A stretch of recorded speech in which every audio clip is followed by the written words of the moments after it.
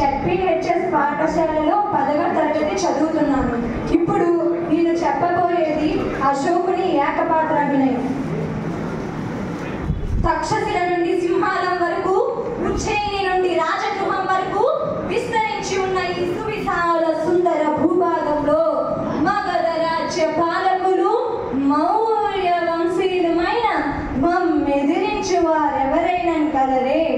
పొరబడితిని ఈ సువిశాల సుందర భూభాగంలో ఒక్క కళింగ రాజ్యం మిగిలినది.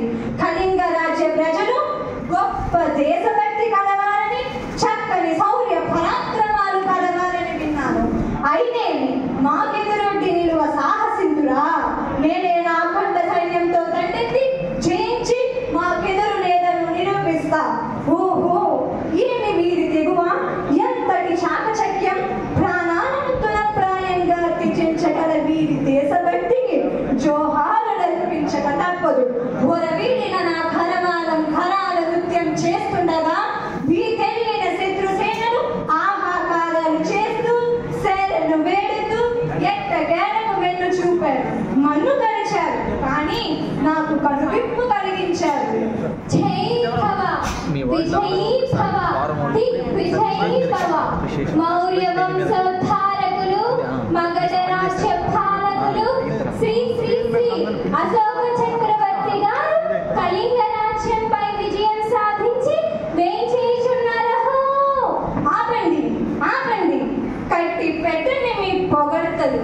నేను సాధించిన ఈ విజయం ఎవ్వరిపైన, యుద్ధంలో పోరాడి మరణించిన ధీరులపైన, పుత్ర శోకంతో రోధిస్తున్న ఈ వృద్ధులపైన, భర్తల మరణాలతో అభాగ్యులైన ఈ అబలలపైన, అభత్సుభం తెలియక అనాథులుగా మారిన ఈ ముక్కు పచ్చలారని చిన్నారులపైన, మనుషులతో పాటు దీనంగా రోధిస్తున్న ఈ మూగ జీవాలపైన, ఇలా ఇలా ఇంకెవ్వరిపైన నా ఈ సామ్రాజ్య విస్తీర్ణ కాంక్ష ఎంతటి విపత్కర పరిస్థితి దారి తీసింది.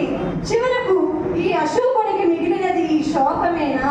జరిగిపోయిన ఈ దారుణాన్ని నేనెలాగో ఆపలేను, కానీ ఇక నుండైనా ఇటువంటి దారుణాలు పునరావృతం కారాదని నేటి నుండి యుద్ధాన్ని త్యజిస్తున్నాను.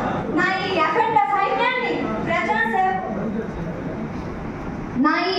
సైన్యాన్ని ప్రజాసేవకులుగా మారుస్తున్నాను.